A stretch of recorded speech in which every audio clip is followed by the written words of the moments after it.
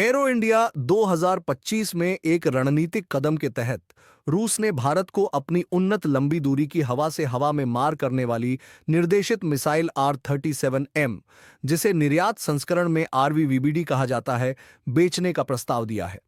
यह प्रस्ताव भारत में स्थानीय उत्पादन के अवसर के साथ आता है, जो भारतीय वायुसेना IAF की हवाई युद्ध क्षमता को महत्वपूर्ण रूप से बढ़ा सकता है।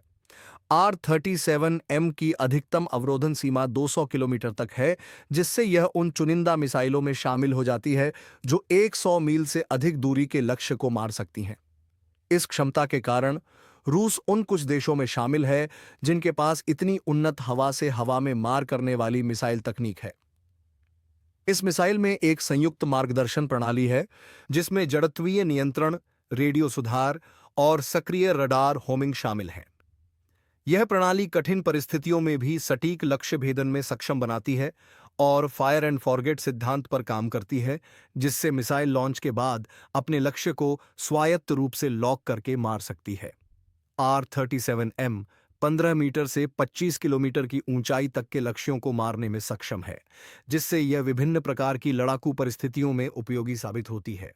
इसकी लॉन्च वजन 510 किलोग्राम है और इसमें 60 किलोग्राम का उच्च विस्फोटक विखंडन वारहेड होता है। इस मिसाइल की लंबाई लगभग 4.06 मीटर है।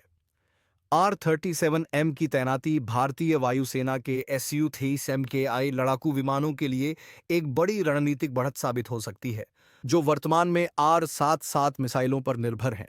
हालांकि R-77 एक प्रभावी मिसाइल है, लेकिन इसकी मारक दूरी R-37M जितनी अधिक नहीं है। इसलिए यह नया मिसाइल IAF को लंबी दूरी की हवाई लड़ाई में बढ़त देगा। R-37M विशेष रूप से हाई वैल्यू टारगेट्स जैसे कि AWACS, टैंकर विमान और अन्य C-4 IST-AR प्लेटफॉर्म्स को निशाना बना सकता है। यह भारतीय वायुसेना को सुरक्षित दूरी से दुश्मन के महत्वपूर्ण संसाधनों को नष्ट करने की क्षमता प्रदान करेगा, जिससे भारत की वायु रक्षा रणनीति को और मजबूत किया जा सकेगा।